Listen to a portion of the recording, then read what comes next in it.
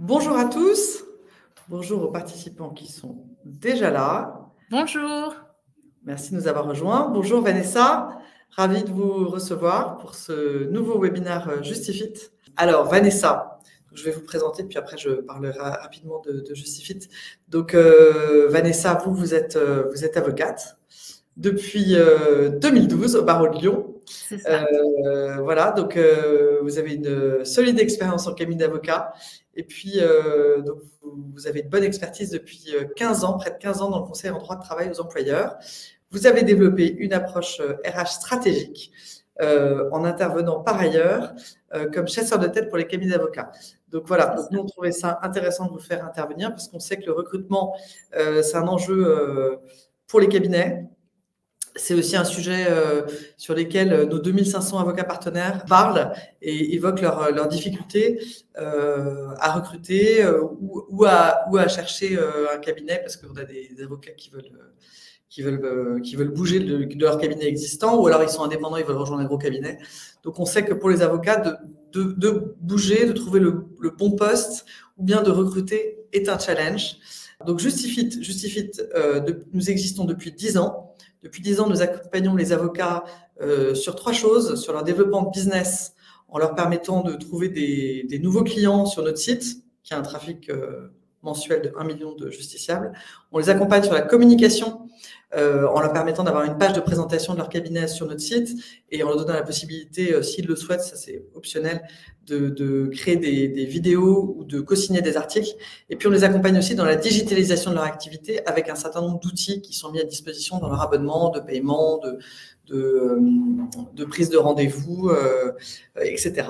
Et là, nous nous sommes lancés donc, pour fêter nos 10 ans sur le recrutement avec Justifit Recrutement, qui est un nouveau site qui permet aux avocats toujours de présenter leur cabinet, d'indiquer sur quel poste ils recrutent. Ça peut être collaborateur, associé, juriste, assistante juridique, sur lequel ils peuvent mettre des annonces. Ça s'active, ça se désactive en 2 clics. Et ça permet aux avocats qui cherchent un job de postuler ou bien de créer une fiche sur Justifit pour se mettre en avant ce qu'ils font. Et comme ça, quand ils postulent, ils peuvent envoyer le lien vers leur fiche et montrer leur expertise. Voilà, donc c'est une nouvelle étape pour Justifit. Donc on est ravis d'échanger avec vous aujourd'hui, Vanessa, pour parler du recrutement. Comment transformer le recrutement en levier stratégique pour votre cabinet. Voilà. À vous la parole, Vanessa. Donc, une intervention d'à peu près 45 minutes. Et à la fin, on aura 10 minutes pour poser les questions que vous souhaitez.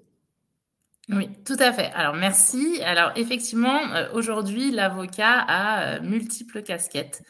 Quand on est dans un cabinet, sauf peut-être des très grosses structures qui peuvent avoir des divers services, normalement, l'avocat associé ou les avocats associés d'un cabinet sont entrepreneurs et également DRH, puisque quand ils doivent recruter et gérer leur personnel, eh bien, ils ont des problématiques que gère un DRH. Et parmi ces problématiques, eh bien, le recrutement.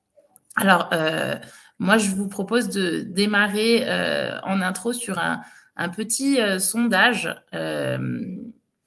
pour savoir si en ce moment, vous cherchez justement à recruter et si vous avez effectivement des difficultés. On a effectivement c'est le oui qui l'emporte sur ce sondage à ce stade. Et vous êtes donc effectivement au bon endroit pour répondre à ces questions. Vous souhaitiez ajouter quelque chose ? On voit finalement que c'est assez équilibré entre le oui et le fait que les personnes n'ont pas de besoin actuellement.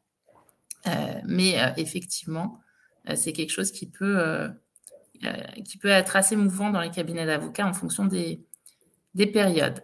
Alors, pour revenir plus en profondeur sur votre casquette, comme je le disais sur la page d'introduction, donc l'avocat aujourd'hui, c'est un chef d'entreprise et on a cette casquette de DRH qui est malheureusement souvent sous-estimée par les cabinets, alors qu'en fait, le levier stratégique d'un cabinet, c'est l'humain.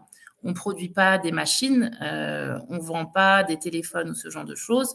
Non, ce qu'on vend, c'est la matière grise. Et qu'est-ce qui produit cette matière grise? C'est effectivement l'humain. Donc, effectivement, le recrutement, ce n'est pas du tout une fonction accessoire, mais ça doit être un levier stratégique pour votre cabinet. Le recrutement, il ne faut pas le voir comme combler un vide, c'est-à-dire que les cabinets peuvent avoir tendance, en étant sur la tête sous l'eau, vite, il faut que je recrute une assistante ou un collaborateur. Non, en fait, recruter pour continuer à être un cabinet performant, c'est vraiment bâtir l'avenir du cabinet. Et ça, c'est une idée vraiment clé que vous devez retenir. Pour aller un peu plus loin, je vous propose de voir les nouveaux enjeux du recrutement en cabinet d'avocats et comprendre justement pourquoi ça coince, cette crise du recrutement que vivent les cabinets. Donc, premièrement, on va évoquer la pénurie de talent. On va également parler des coûts des erreurs de recrutement et voir pour mieux comprendre les nouvelles générations qui sont actuellement sur le marché du travail, mais également celles qui vont arriver, et évoquer la question cruciale des soft skills. Donc, pour bien démarrer, sur la pénurie de talent, je vous ai mis les sources, diverses enquêtes de Village de la Justice, des ateliers by Design et de l'Observatoire national de la profession d'avocat. Ce qu'il faut retenir, c'est qu'il y a 65% des cabinets qui disent avoir des difficultés à trouver des candidats avec le bon niveau de compétences et de technique. 60% qui peinent à attirer les meilleurs profils sur le marché et, à contrario, 1/5 des collaborateurs qui envisagent une reconversion professionnelle. Donc, moi, j'ai envie de vous poser une petite question, à nouveau un sondage, c'est depuis combien de temps vous cherchez effectivement à recruter? Un certain nombre de personnes qui cherchent à recruter depuis plus de 3 mois, ce qui peut paraître quand même assez long au vu du fait que finalement, un préavis d'un avocat collaborateur est de maximum 3 mois en général. Bon, après, il peut y avoir les fortes anciennetés, mais d'expérience, même quand on a une forte ancienneté, on arrive bien souvent à trouver des accords avec les cabinets quand on souhaite partir. Donc, effectivement, plus de 3 mois, c'est vraiment, ça illustre bien les difficultés actuelles de recrutement que rencontrent les cabinets. La conséquence de ces difficultés de recrutement, c'est en fait que le rapport de force aujourd'hui, il est inversé. La plupart des candidats choisissent leur cabinet. Alors, je suis d'accord que ça ne concerne pas tous les domaines. Par exemple, en propriété intellectuelle, il y a plus de collaborateurs qui peuvent chercher une collaboration que d'offres, sachant que c'est un domaine spécifique qui se concentre surtout dans la capitale ou alors dans les grandes villes. Et même dans les grandes villes, il n'y a pas énormément de cabinets qui font de l'API. Donc, c'est vrai que moi, quand j'échange avec des collaborateurs en pays, je constate qu'ils ont du mal à trouver une nouvelle collaboration. Mais sur d'autres domaines, notamment le droit du travail, le corporate M&A, même si là, c'est un peu ralenti avec les atermoiements de notre gouvernement, mais ça reste des domaines très tendus en termes de recrutement. Et donc, le fait que ce rapport de force change, c'est que maintenant, effectivement, les candidats, ils ont le choix, contrairement à quand moi, je suis rentrée dans le marché du travail où on était content d'avoir trouvé une collaboration. Là, en fait, les candidats, même quand il y a une offre qui leur plaît, vous disent, d'abord, je veux voir tout le monde, je veux voir passer tous les entretiens qui m'ont été fixés pour pouvoir moi-même choisir. Et ça oblige les cabinets à avoir une stratégie d'attraction et de rétention des talents, en investissant dans votre recrutement, en promouvant ce qu'on appelle la marque employeur ou la marque cabinet, puisqu'avec des avocats collaborateurs libéraux, on ne peut pas parler d'employeur, et en investissant dans le management et dans la structuration RH des cabinets. Le coût d'un recrutement raté, alors il y a des coûts directs et des coûts indirects. Alors je vous ai mis des enquêtes qui ont été faites par Manpower et HR Voice, ainsi qu'open sourcing. Il faut se dire que le coût d'un recrutement raté, c'est entre 30 000 et 150 000 euros en moyenne. Pour un cabinet d'avocats, les coûts directs, c'est par exemple ce que vous avez investi en temps et en argent pour recruter, le coût de la diffusion d'annonces, que ce soit par LinkedIn ou en ayant pris un chasseur de tête, plus les annonces sur Village de la Justice. Là, je cite ce qui est plus classique. et le temps que vous avez pris quand vous ratez un recrutement et que vous devez recommencer le process. Donc, les plages sur votre agenda qui ont été passées à faire passer des entretiens, à analyser les CV, c'est autant de temps que vous perdez et que vous ne facturez pas parce que vous n'êtes pas dans l'opérationnel pour votre cabinet.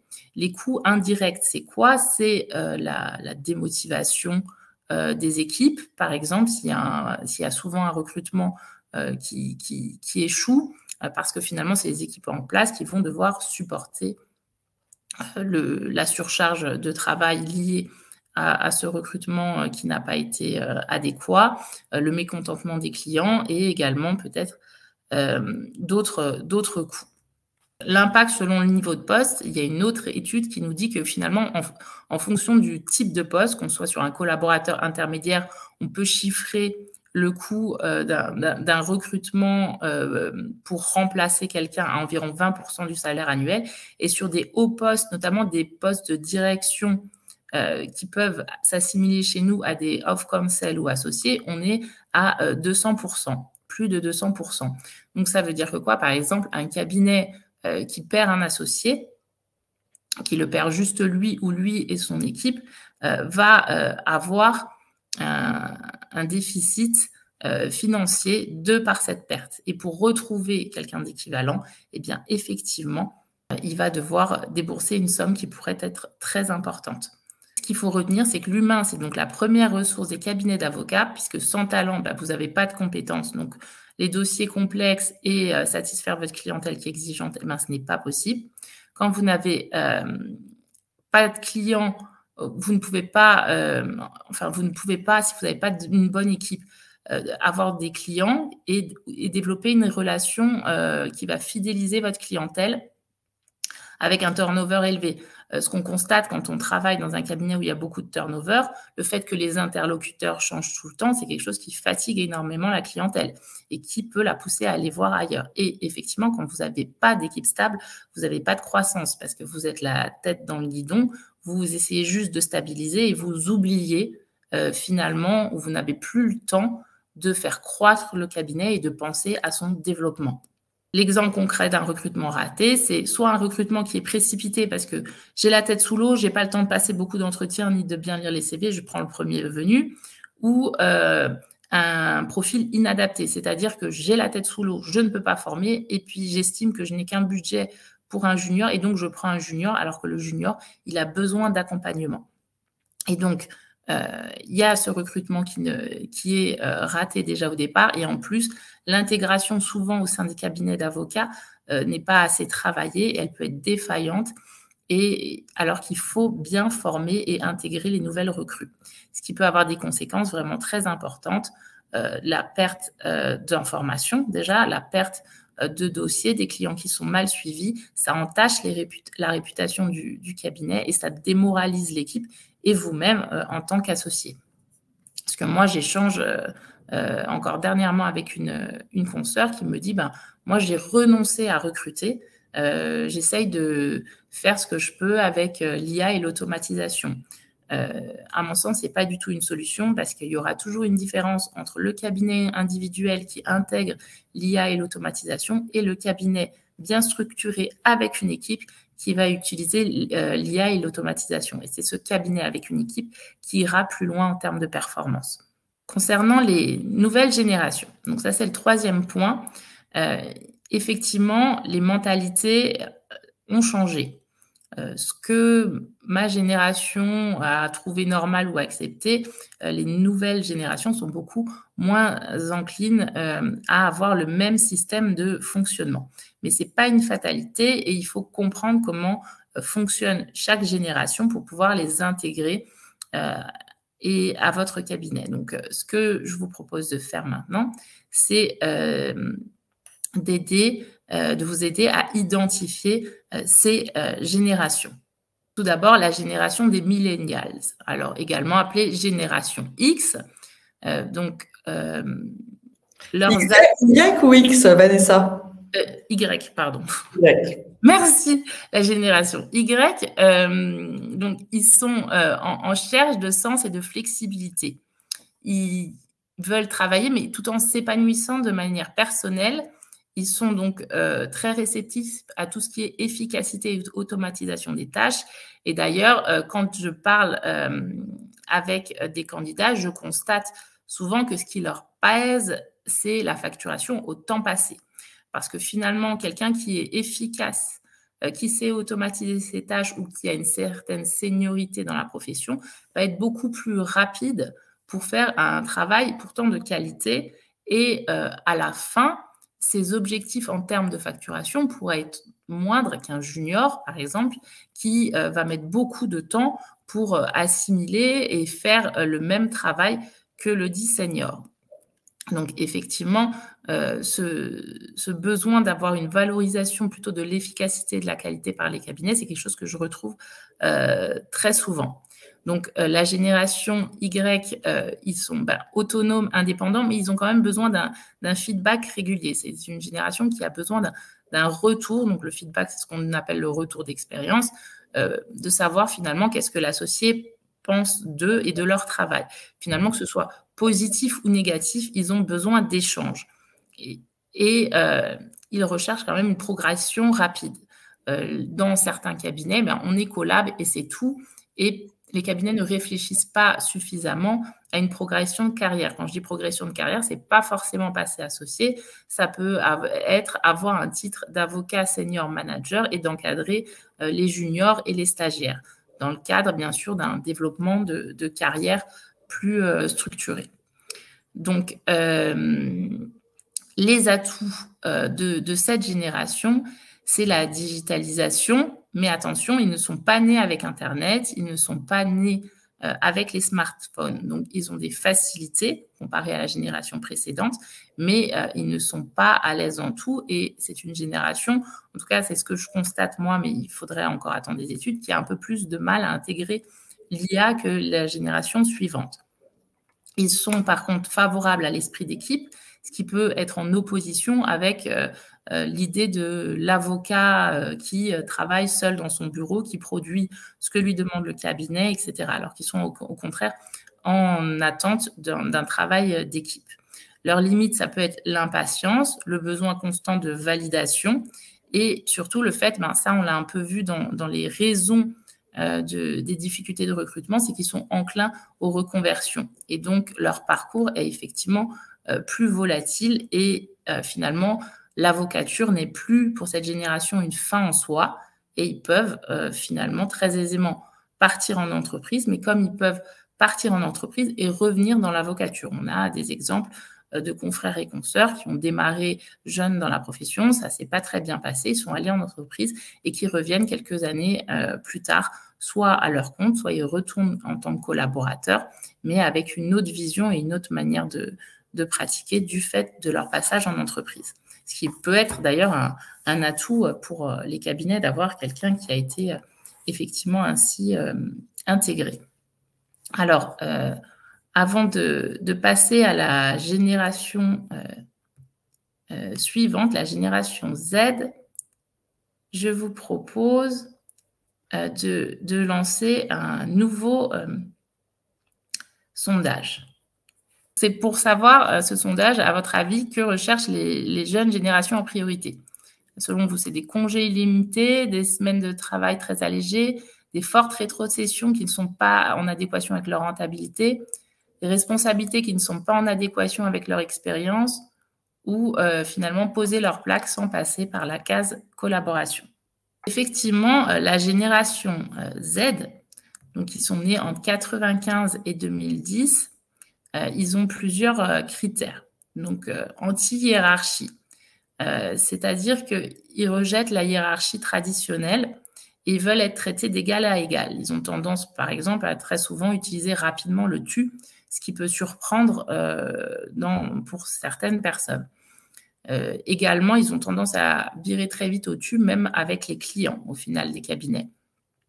Ils recherchent un équilibre vie pro, vie perso. Alors, contrairement à la génération précédente qui semble chercher son équilibre vie pro, vie perso plutôt à partir du moment où ils ont des enfants, cette génération, c'est immédiatement. C'est-à-dire que s'ils veulent aller à la gym tous les mardis à 17h30, ils demandent au cabinet parce qu'ils estiment qu'ils peuvent avoir d'autres activités en dehors du cabinet, et même si ces activités sont tôt dans la conception, en tout cas antérieure, qu'on avait de l'organisation d'un cabinet d'avocats. Moi, j'ai également des clients qui me disent, ben voilà, ils me demandent de ne jamais travailler le vendredi après-midi. C'est des choses qui surprennent, c'est des choses qui ne sont pas toujours compatibles avec l'organisation d'un cabinet, surtout en fonction du nombre de collaborateurs. Ils cherchent également des mentors plus que des managers. C'est-à-dire qu'ils ont besoin qu'on leur montre la voie, et ils sont finalement friands d'un associé qui non seulement les formerait au niveau du juridique, mais qui leur expliquerait bien comment marche la gestion d'un cabinet d'avocats. Et ils sont très sensibles également à tout ce qui est question RSE. Par exemple, moi, j'ai un client pour qui je recrute, qui est un cabinet parisien qui a l'habitude de subventionner les associations de son équipe. C'est-à-dire que chaque personne, alors ça reste un petit cabinet, a une association de prédilection et le cabinet subventionne. Après, il y a des cabinets qui subventionnent également les courses, je pense à Octobre Rose, etc. Mais voilà, le fait que vous ayez une politique RSE, que ce soit en soutenant des associations, en mettant en place des choses avec le zéro papier pour l'environnement, etc., mais effectivement, c'est des choses où la génération Z est très, très sensible. Donc, ces atouts à la génération Z, ils sont nés avec Internet, donc effectivement, ils maîtrisent le numérique et ils ont une aisance technologique.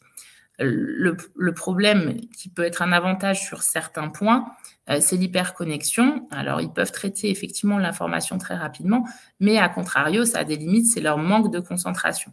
Ils peuvent avoir du mal à rester longtemps concentrés sur une tâche, et ils sont sujets à de nombreuses interruptions. Par contre, ils ont un esprit créatif et une approche novatrice des problèmes. Et ça, c'est quelque chose que les cabinets doivent davantage exploiter. Par exemple, on voit souvent des cabinets, je n'ai pas le temps de communiquer sur LinkedIn, de faire du legal design, etc. Mais il faut les proposer à vos jeunes collaborateurs parce que c'est quelque chose qui va les intéresser. Ils ont donc des attentes élevées. C'est ce qu'on a vu tout à l'heure dans le sondage, c'est que vous avez l'impression que finalement, ce qu'ils demandent en termes de rétrocession n'est pas en adéquation avec leur rentabilité. Moi, ce que je conseille de faire à mes clients, c'est de faire un bon package de rémunération variable pour qu'au final, la rémunération puisse être très avantageuse à condition de rester dans certains critères de rentabilité, ce qui, eux, va leur parler dans le sens où il y a vraiment une possibilité de gagner très bien ma vie, et ce qui va également sécuriser le cabinet si jamais vous avez effectivement un collaborateur qui fait vraiment le minimum syndical. Effectivement, cette génération est impatiente. On le voit de plus en plus, même tous les jours sur LinkedIn. Vous avez des collaborateurs, ça fait 1 an que j'ai prêté serment, 2, 3 ans, j'ai posé ma plaque. Moi, quand j'échange avec les candidats, on me dit, attendez, on m'a informé que dans ce cabinet, on ne passait pas associé avant au moins 10 ans de barre. C'est hors de question. Pour eux, ce n'est pas quelque chose d'entendable. Et je pense que là aussi, sur les parcours d'association, les cabinets doivent travailler, quitte à avoir des associés plus jeunes, mais qui peuvent apporter une autre typologie de clientèle et aller sur d'autres marchés. La génération alpha, elle n'est pas encore arrivée sur le marché du travail, elle devrait y arriver. On devrait avoir les premiers stagiaires en cabinet d'ici 5 ans. Mais je trouvais que c'était quand même important d'en parler aujourd'hui parce qu'il faut anticiper. Alors, eux, ils sont nés avec le digital et ils sont quasiment nés avec l'IA.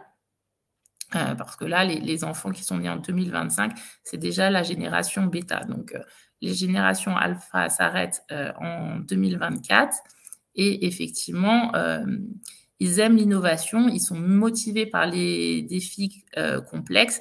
Ça va être des personnes qui auront un rapport encore plus autonome au travail.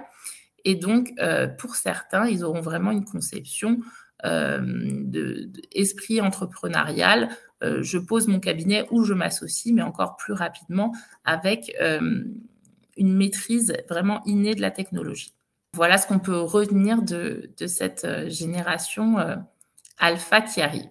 Alors, et j'ajoute aussi là-dessus, Vanessa, on avait fait un webinaire toujours chez Justifit sur l'intergénérationnel, donc vraiment concentré uniquement là-dessus, qui est un vrai challenge. Donc, si tous nos webinaires sont sur notre site Maîtrise pour Justifit, donc n'hésitez pas à le consulter si l'intergénérationnel est un sujet qui vous intéresse.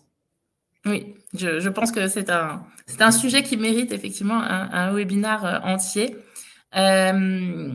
Ce qui est important de comprendre, c'est que si vous arrivez à avoir des équipes intergénérationnelles et à vous adapter à chacun de vos interlocuteurs, ça sera bénéfique pour le cabinet parce que chacune de ces générations apporte quelque chose. Moi, je pense qu'il faut penser à ces jeunes générations, mais il ne faut pas non plus oublier les précédentes. Et à ce propos, je voulais faire un petit message. C'est vrai que je suis recruteuse pour les cabinets d'avocats et quand je poste une annonce, j'ai également des candidatures de la génération précédente, donc X. Je peux avoir des candidatures finalement de personnes entre 50 et 65 ans. Ça surprend au début, mais en fait, en parlant avec ces candidats, on se rend compte que certains avaient leur cabinet. Ils ont arrêté pour différentes raisons. Ça peut être une liquidation judiciaire, ça peut être des problèmes personnels, ça peut être des problèmes de santé.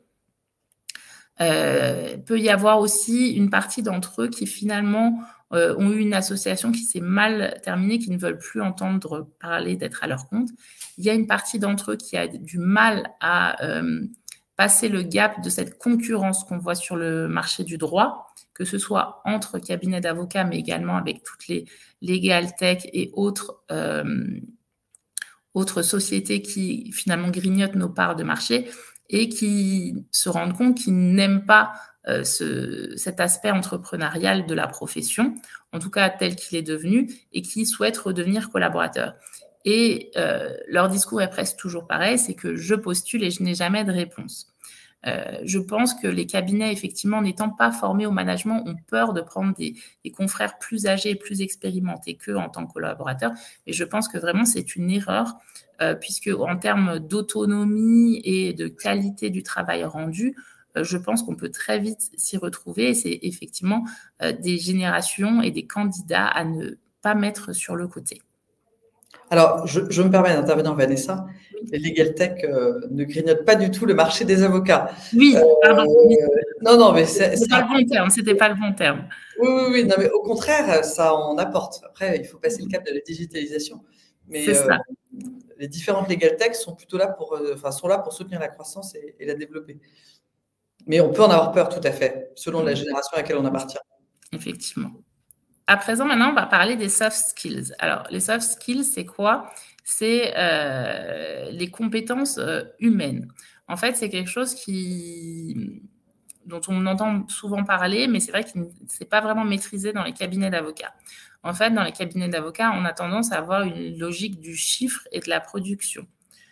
Et on ne prend pas assez en compte, finalement, les compétences humaines des candidats ou des équipes qui finalement valent autant que les compétences techniques. Alors, il y a 3 catégories de soft skills, les comportementales, les relationnelles et les cognitives. Alors, les comportementales, l'autonomie, le sens des responsabilités, la capacité d'adaptation, l'esprit d'initiative, la gestion du temps et du stress, je pense qu'on est tous d'accord pour dire que ce sont des qualités que doit avoir tout avocat. Maintenant, sur les compétences relationnelles, l'esprit d'équipe, la communication claire, l'empathie, l'écoute active, la gestion des conflits et la négociation. Ce sont des compétences très importantes, mais qui ne sont pas maîtrisées par tous. Sur la communication claire, combien de fois on a entendu un collaborateur dire « je ne comprends pas en fait ce que me demande mon associé ». Il est nouveau pas content, mais j'ai pas compris, j'ai cru avoir fait ce qu'il m'avait dit de faire. Et apprendre à bien communiquer avec ses collaborateurs, c'est important. Et du coup, avoir un collaborateur quand on le recrute qui communique bien, c'est important.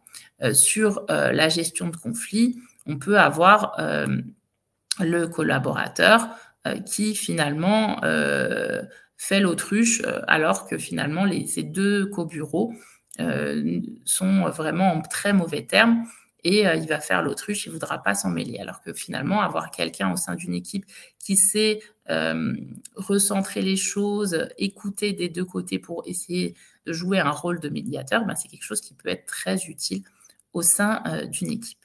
Sur les compétences cognitives, vous avez l'esprit critique. Alors, l'esprit critique, je pense qu'aujourd'hui, ça va être une compétence très, très importante avec les IA à développer, puisque les IA, même juridiques, je ne vais pas citer le nom des logiciels, mais peuvent toutes se tromper ou halluciner sur certaines choses. Et effectivement, il est très, très important aujourd'hui, quand on utilise ces IA, d'avoir un esprit critique, de revérifier pour pouvoir faire un travail de qualité. Autre compétence cognitive, la créativité, la curiosité intellectuelle, la résilience, l'attention et la concentration. Donc, tout ceci, ce sont des soft skills qui sont à prendre en compte quand vous évaluez un candidat ou quand vous évaluez un membre de votre équipe. Pour illustrer ce propos, je vais vous raconter l'histoire de Mélinda. Alors, Mélinda, vous en doutez bien, son prénom, il a été changé. Alors, j'ai été collaboratrice dans un cabinet. Quand je suis arrivée, l'équipe était à peu près stable depuis 1 an. Et il y avait donc parmi ses collaboratrices, une collaboratrice senior qui s'appelait Mélinda et qui était en charge du contentieux.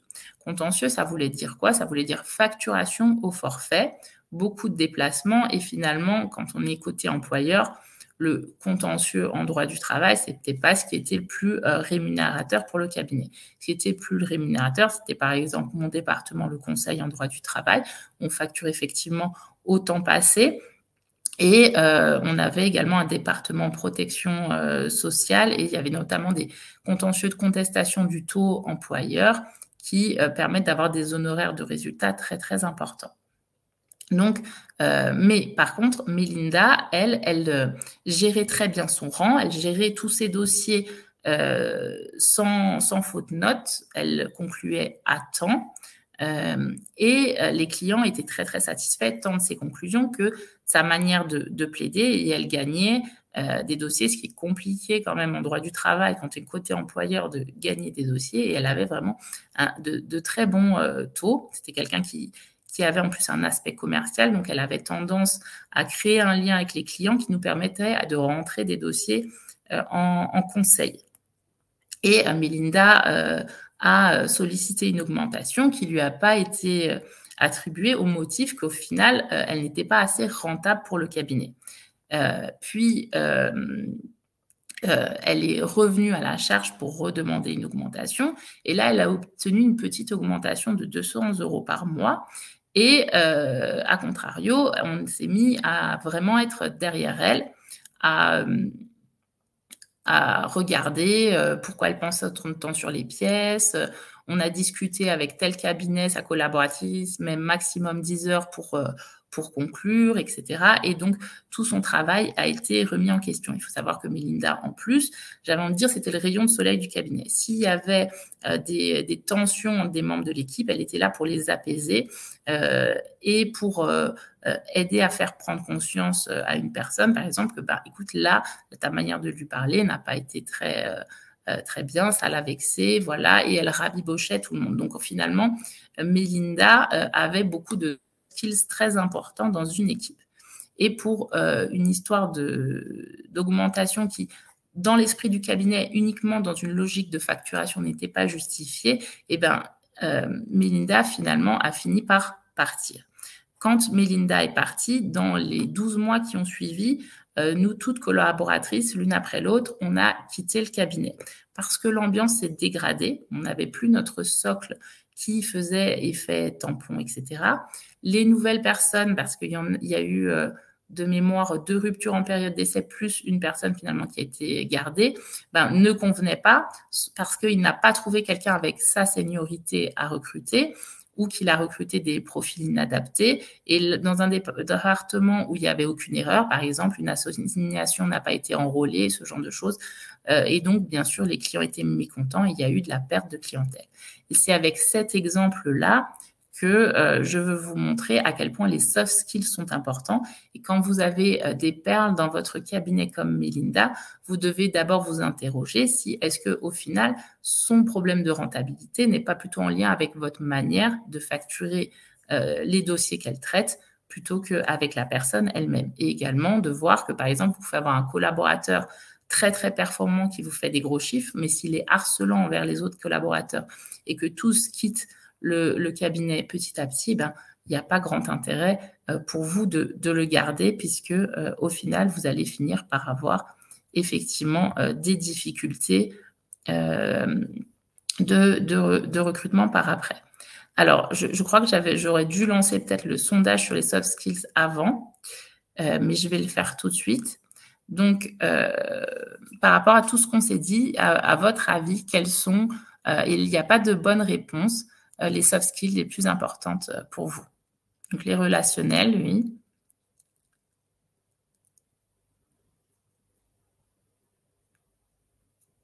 Les comportementales également.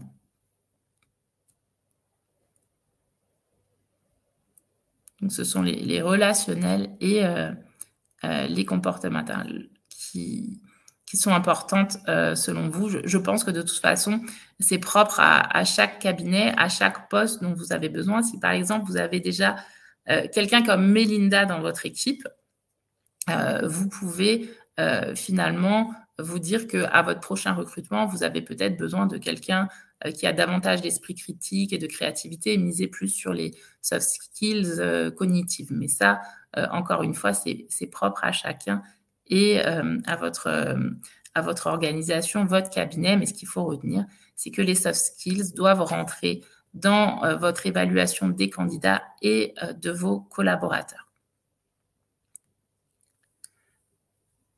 Et ce que je vous conseille, effectivement, c'est d'arrêter de chercher le mouton à 5 pattes.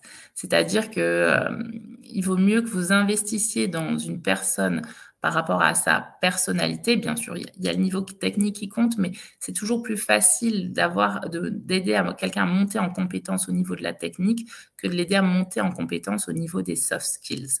Donc, il vaut mieux recruter le potentiel et après l'aider et l'accompagner dans la technique.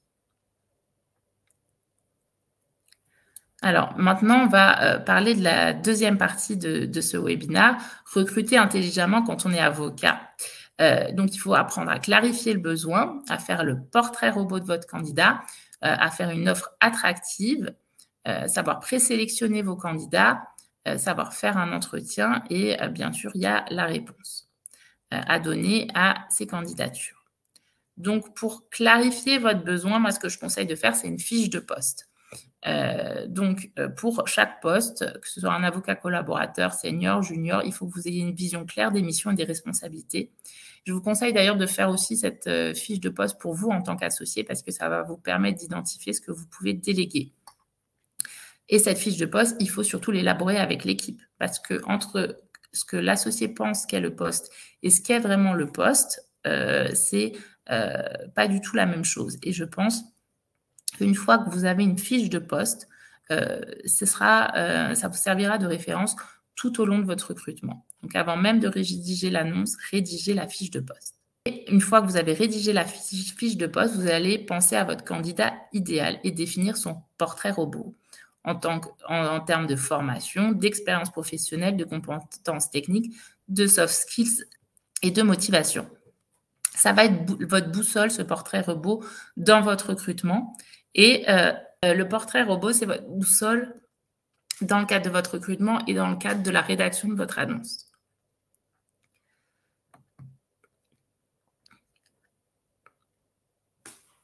Alors, pour rédiger une offre claire et attractive, vous avez plusieurs étapes.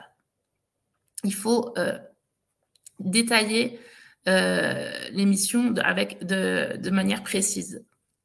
Moi, je vois encore trop d'offres. Recherche, avocat en droit social, conseil contentieux.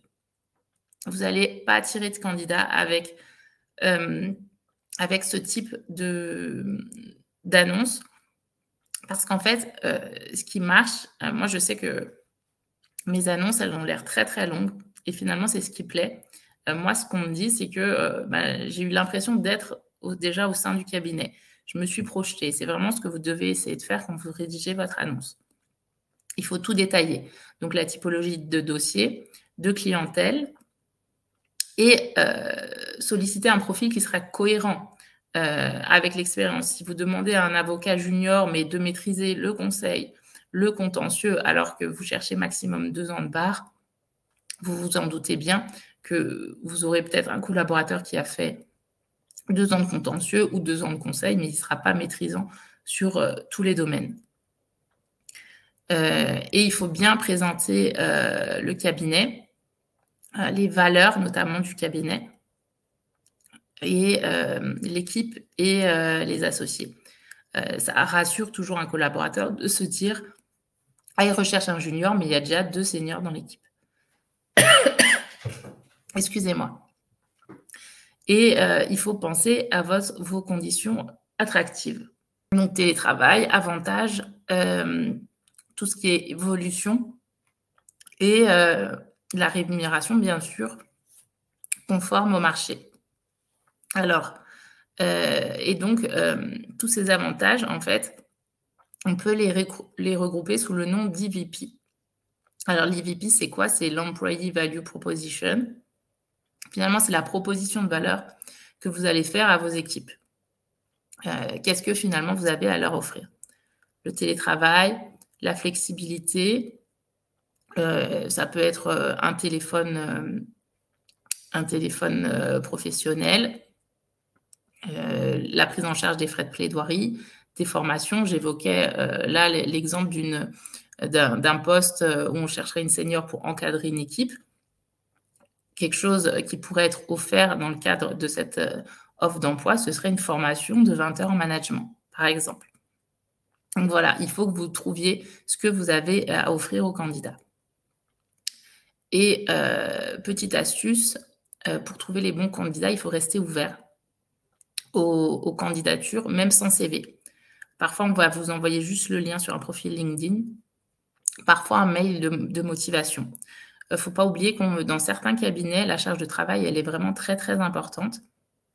Et effectivement, les personnes n'ont pas toujours le temps de refaire leur CV, d'avoir un CV à jour.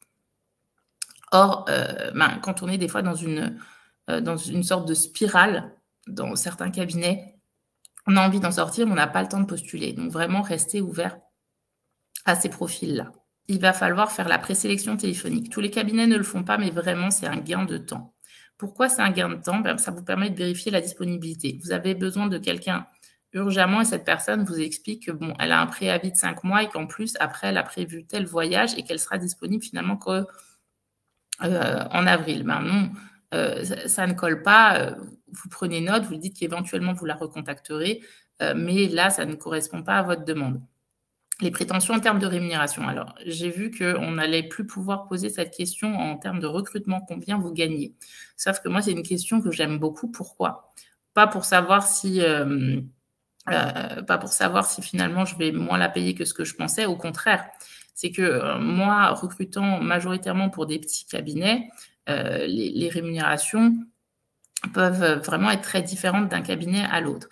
Et lorsque j'ai un cabinet qui me dit « Moi, mon grand max, c'est 6 000 € de rétrocession par mois », et que j'ai une candidate qui m'explique qu'elle est déjà à 7 000 dans son cabinet actuel et qu'elle partira minimum pour 7 500, mais idéalement pour 8 000 € par mois, ça ne sert à rien de faire rencontrer ces personnes parce que c'est irréconciliable. Et que la personne vaille ça dans certains cabinets, je comprends, mais il y a une logique économique derrière chaque recrutement. Et si le cabinet me dit que son maximum, c'est 6 000, je peux lui proposer des candidats qui demandent au moins 6 500 parce que peut toujours y avoir une petite marge de négociation, mais 1 500 € ou 1 000 ou 1 500 € par mois, c'est beaucoup trop grand comme différence. Sur la localisation géographique aussi. Des fois. Vanessa, sur le salaire, excuse-moi, je reviens là-dessus. Donc, ça ne va plus être possible de demander au candidat ce qu'il gagne. Est-ce que ça sera toujours possible de lui demander ce qu'il veut gagner? Ça, je pense, oui, voilà, c'est ce que je m'étais dit. La manière de contourner, c'est de dire, écoutez, moi, j'ai une offre, c'est 6 000 aujourd'hui. Est-ce que c'est quelque chose qui pourrait vous correspondre? Parce que, effectivement, certains disent, mais je veux en discuter avec le cabinet, je veux négocier. Bon, par contre, il faut essayer de de se dire que ça ne sert à rien parce que vous avez des emplois du temps très chargés. Les collaborateurs aussi ont des emplois du temps très chargés, sauf s'ils sont actuellement en recherche active et qu'ils n'ont pas encore de poste. Mais voilà, le but de cette présélection téléphonique, c'est d'aller très vite. Je pense que c'est un entretien qui doit durer 5 à 10 minutes pour fixer un vrai entretien si la personne vous intéresse toujours, mais quand même de défricher déjà et sur la localisation géographique. Parce que, par exemple, quand vous mettez télétravail possible, moi, je peux poster une offre en télétravail sur Nantes. Et des personnes de Paris me disent « mais c'est pas grave, et si je dois venir de temps en temps, Nantes-Paris, ça se fait ». Sauf que non, mon offre, elle est effectivement en télétravail sur Nantes, mais il y a beaucoup d'audience dans le nord-ouest. Donc, une personne en région parisienne, ce n'est pas envisageable. Il faut que ce soit quelqu'un qui vive dans l'ouest. Et c'est pour ça qu'il y a vraiment un avantage de faire ces petits entretiens avant de recevoir en entretien. Si vous avez vraiment un bon CV, moi, je vous conseille, c'est de contacter la personne dans les 48 heures. Parce que certains cabinets ont compris et vont vraiment très vite. Et si vous avez le bon candidat, n'hésitez pas à appeler. D'ailleurs, il faut également, on va parler de l'entretien, mais il faut savoir que dès que vous allez lancer une annonce, il faut que vous vous bloquiez, avant même d'avoir des CV dans votre agenda, vous vous bloquez à minima 2 créneaux de 2 heures dans chaque semaine pendant au moins, je ne sais pas, 2 mois qui suivent la diffusion de votre annonce pour avoir justement des créneaux où vous pouvez gérer les candidatures, appeler et recevoir les candidats. Parce qu'on a souvent des exemples, il y a une nouvelle annonce qui sort, il y a plein de candidats et puis finalement, enfin moi je me rappelle d'un cabinet où pourtant j'étais vraiment intéressée, ils m'ont rappelé 3 mois après. Ils m'expliquent « ah oui, on est désolé, on était trop sous l'eau, etc. » Mais bien sûr qu'en 3 mois, j'avais trouvé une autre collaboration.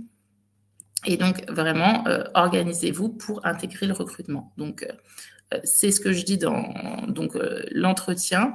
Il faut bien le prévoir. Il faut le préparer également, l'entretien. Il ne faut pas improviser, mais il faut penser qu'est-ce qui est important pour moi dans le poste et lister les questions que vous voulez poser au candidat. Et je pense qu'une durée idéale d'un entretien, c'est entre 60 et 90 minutes pour avoir un échange complet avec le candidat. Les points clés de l'entretien, donc vous devez bien sûr vous accueillir la personne et vous présenter, le challenger sur les questions du coup que vous avez préparées en amont et mettre en avant les atouts du cabinet, que ce soit en termes de conditions, d'évolution, d'ambiance de travail. Ça peut être toujours agréable pour un candidat que vous voulez recruter ou vous avez vraiment un bon feeling de lui faire un tour des bureaux à l'issue de l'entretien pour qu'il se projette. Et il faut savoir conclure avec clarté, donc être clair sur la suivi du processus. On vous répondra d'ici lundi prochain. On a encore 2 candidats à voir, par exemple. Conseil pratique, évitez les critiques du collaborateur qui part. Ça ne donne pas du tout une bonne image du cabinet ou du cabinet dans lequel est actuellement le collaborateur ou a été. Je pense qu'il faut rester confraternel et que ce type de discussion n'a pas lieu d'être dans un entretien. Il faut solliciter l'équipe. Si vous savez que c'est un collaborateur qui va être encadré par l'équipe, eh bien, effectivement, demandez l'avis sur le candidat. Faites assister les autres personnes par exemple, au second entretien. Et à ce propos, moi, je vous conseille de limiter à 2 entretiens. Pourquoi ? Pour la réactivité par rapport à la candidature. 3 questions simples qu'on va parcourir rapidement pour l'entretien que je vous conseille de poser, c'est qu'est-ce qui vous a donné envie de postuler chez nous. Ça va vous permettre de cibler la motivation du candidat. Quels sont vos objectifs pour les 2 ou 3 prochaines années ?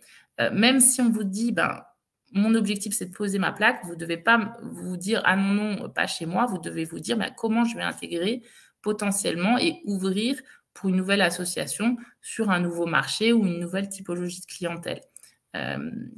De quoi avez-vous besoin pour être performant dans votre travail ? Ça peut être quelqu'un qui vous dit, moi, j'aimerais bien 2 jours de télétravail parce que je suis à 1 heure du cabinet et c'est vrai que quand je suis en télétravail, je suis beaucoup plus productif. Donc, le message clé sur les entretiens, un entretien réussi, du coup, c'est un échange et ce n'est pas un interrogatoire, mais ni un monologue de l'associé parce que certains cabinets d'avocats ne structurant pas et ne pensant pas aux questions en amont ont tendance à raconter leur vie, leur œuvre et à ne pas suffisamment s'intéresser aux candidats. Or, finalement, c'est comme tout échange à deux, quand il n'y en a qu'une seule personne qui parle, ça donne plutôt l'impression à l'interlocuteur qu'on manque d'intérêt pour lui. Et du coup, ça donne plutôt une image finalement négative que positive. Le but, c'est de créer une connexion avec le candidat. Et concernant la réponse, la réactivité, encore une fois, la réactivité, si vous pensez que vous allez recruter cette personne, je vous conseille de faire une réponse dans le délai de 7 jours maximum.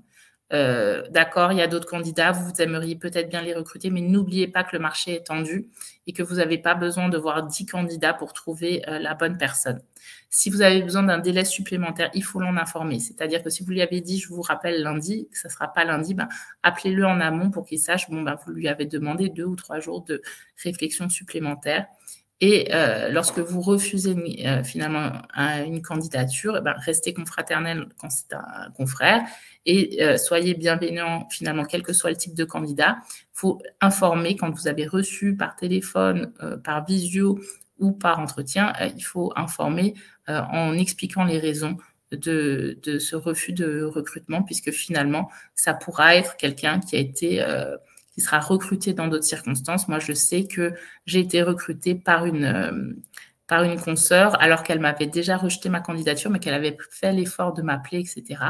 Et j'avais repostulé quelques temps après parce qu'il y avait nouveau un poste qui s'ouvrait dans son cabinet et j'ai été prise cette fois-là. Donc voilà ce que je peux en dire. Alors, pour conclure sur ce vaste thème du recrutement, pour recruter, il faut comprendre les attentes de ces nouvelles générations. Il faut structurer votre process en faisant des besoins clairs, une offre précise basée notamment sur votre fiche de poste et avoir des entretiens d'embauche efficaces. Et après, bien sûr, il faudra que vous soigniez l'intégration. Ça, c'est encore un autre sujet. D'ailleurs, je crois que Justify a aussi sur l'onboarding de mémoire une vidéo. Tout à fait. Donc voilà, et pour le recrutement, il y a 2 approches complémentaires. Vous pouvez prendre un cabinet de chasse de tête pour vous accompagner dans votre recrutement et vous pouvez également vous tourner vers Justify Recrutement qui vous aide à faciliter votre processus de recrutement. Merci Vanessa, bravo, Merci à vous. Excellent timing. Alors pour rebondir sur ce que vous avez dit sur mettre en avant son image de marque pour donner envie, c'est vrai que nos approches sont totalement complémentaires parce que sur Justify Recrutement, vous pourrez avoir une fiche et on peut faire des vidéos pour présenter le cabinet. C'est pas obligé, mais c'est une option. On peut voir les photos des collaborateurs, etc. Donc ça va rendre la chose très humaine sur un site où il n'y a que le monde juridique. Voilà, c'est pas il y a plein de sites de recrutement, mais qui ne sont pas dédiés qu'au juridique. Donc, ça donne une garantie, un sérieux, voilà, que peut compléter Vanessa en vous accompagnant sur toutes ces étapes qui sont effectivement un vrai métier. Donc merci Vanessa de nous partager tout ça, votre expérience d'avocate sur le recrutement, votre expérience personnelle d'avocate qui a postulé, qui a peut-être aussi recruté.